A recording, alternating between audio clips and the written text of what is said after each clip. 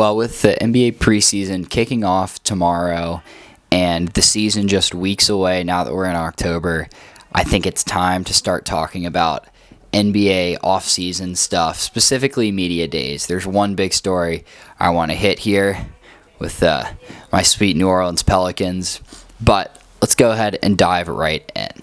So, if you've seen anything this off-season about media days and such, the Pelicans were one of the teams with the most question marks this summer. The acquisitions included this summer drafting Jeremiah Fears, 6th overall, as well as drafting Derek Queen, who they traded a future unprotected first-round pick, which is the best swap between them and the Bucks. And granted, one of those teams might not be so good.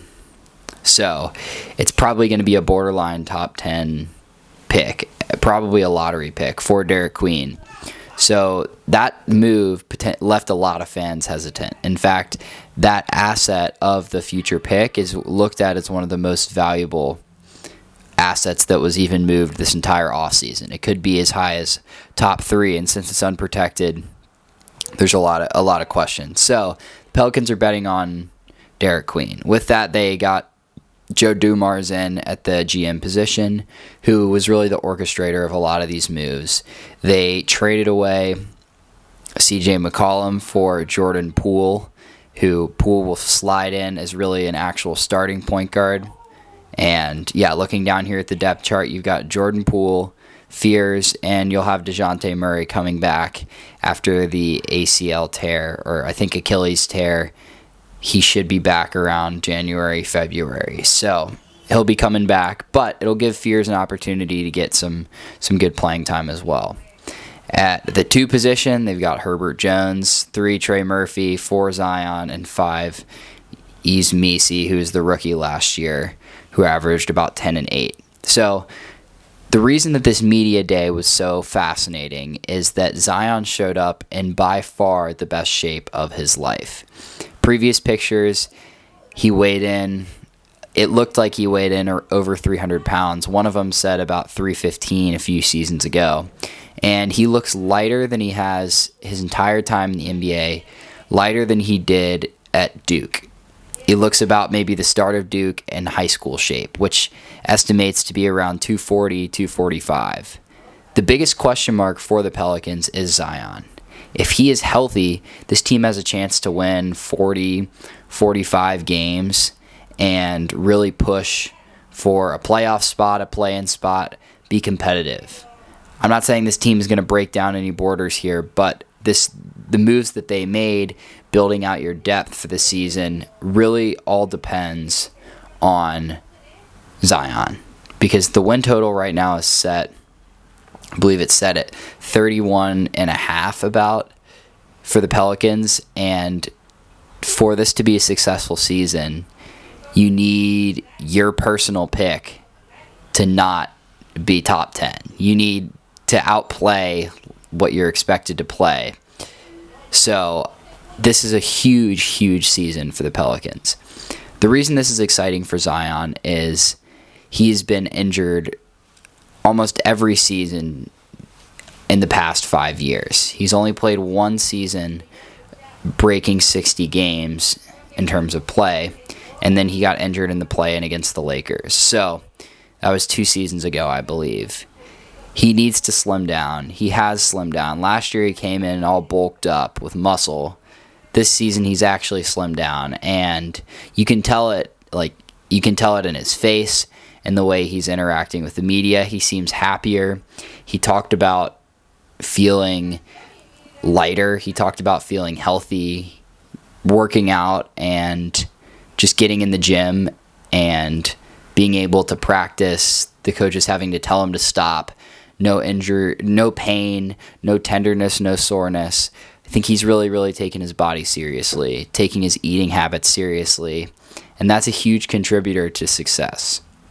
I think as someone who's dealt with injuries in my own sports, high school and college career, it's hard when you play something and every time you're playing, you're banged up, your body is hurting. And one way to alleviate that is is with weight or is with changing your regimen. So it's great for Zion doing that. Joe Dumars as well. As the GM, he's made some moves, but also he's really pushed Zion. He's called him out on a personal level to get better and to improve. So, yeah, Zion needs to step up, and the future of this team really depends on it. So, looking down here at some of these win totals, I think the Pelicans are projected to be outside of the bottom. Well, I think here looking at it, they're projected to be around the bottom of the West. Utah is projected under 20 wins, and the Phoenix Suns are projected 1 win below them, with just Booker, and who knows what the rest of their rotation is going to look like. And I think, they're projected 3rd worst. And the hard part is the West is so stacked at the top. You've got the Rockets, the Nuggets, the Warriors, the Wolves, the Thunder, of course, the defending champions. The Trailblazers are projected right above the Pelicans. The Pelicans need to be better than the Trailblazers and the Kings. They need to be better than these teams. And if with a little bit of injury luck, with health, I believe that this team actually can. So down here, looking at the roster, what stands out to me is they've really improved in depth. So obviously they drafted Fears and Queen, who will slot in as second piece rotations. Queen is projected to be the backup power forward behind Zion, which I think will actually work very well. I think they both have the ability to facilitate, especially Queen. He really has a unique passing ability, but he definitely needs to step up his defense. So playing with Messi, who's been a solid rim protector.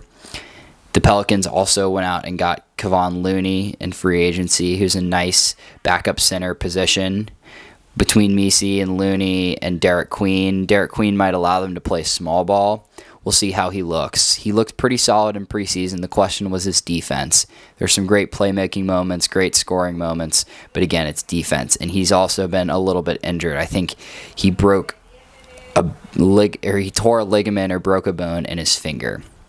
As well, Saddiq Bey here is sitting at 3. He's the backup 3. Another quality player from the Pistons that averaged about 15 points per game with them just a couple seasons ago. He's on the Hawks as well. I think he'll be a nice backup piece, scoring piece, defender to go behind Trey Murphy at the 3. The 2s, Herb Jones and Jordan Hawkins. Thunder and Lightning there. Hawkins has been a great three-point shooter for the Pelicans off the bench. And then even further down the line, you've got Jose Alvarado, the spark plug bench player. And, of course, coming back will be DeJounte Murray. So this team is not bad. It maybe doesn't have the star potential, but Trey Murphy is primed to take a big step up with Brandon Ingram's absence. And I think Trey Murphy will be able to. With health, he's gotten better every season, averaging over 20 points per game last season. We have 25-4 for him. And if him and Zion can stay healthy, Murphy's been a great shooter. He's improved every season, attacking the rim, scoring inside the paint. As well, Brandon Ingram took a shot at the Pelicans fan base this week, just a couple days ago, for the Raptors Media Day, saying, "I'm grateful to be in a place where the fans show up regardless of how we're playing." And for a player that didn't really show up for his own team, it was a little bit surprising to hear those comments. Ingram was hurt just as much as Zion and missed huge chunks of seasons, didn't show up in playoff play-in games, was inconsistent, didn't really love the fan base, and now he's taking shots at them from far away. So maybe that can help motivate this team as well. And I have a little bit of faith in this team. This is what's exciting about media days. There's always players that come in that you see work in media days, or you see work in the off season. You see them show up to media day, and this is what gets people excited. I think the NBA has the best off season out of any major sport because of trades, because of these off-season gym workout videos, because of shooting, because of just getting excited for players and teams, not thinking about injuries or other moving pieces. One player or how your roster is constructed can really shape your season. Just getting a few extra pieces, improvement. The NBA is so volatile, and I think that this is the most excited I've been as a Pelicans fan in many years for this team, just because there's a direction now. Dumars has come in, drafted players that look like they're going to be very good. Jeremiah Fears has reportedly grown an inch and a half as well over the summer. So he's got a great set of handles as well. But they've got Queen, they've got Fears, Murphy, Herb Jones. This team is young, it's talented, and with a little bit of injury luck, they can play particularly well. So I'm excited. And some people on the internet across the board were reacting in different ways to Zion. Some people saying it's a smokescreen, others being particularly excited. I'm excited to see him at his lightest weight. I don't exactly know what that means for his play style. Does that mean he's going to be more of an assisting player? He's going to be running the offense more? Is that going to mean he's going to be more versatile on defense, capable for those chase down blocks, those vintage plays we saw at Duke? Or is he going to be able to just help defense more, clog the passing lanes? Whatever it is, if it decreases the wear and tear on those feet and those knees, I'm for it. So I believe in the Zion Williamson offseason training regimen, and we'll certainly see how that plays out this season. Well, anyways, we've got preseason games coming up. We've got some great wild card baseball, which I will react to later today, and I'll see you tomorrow for another video.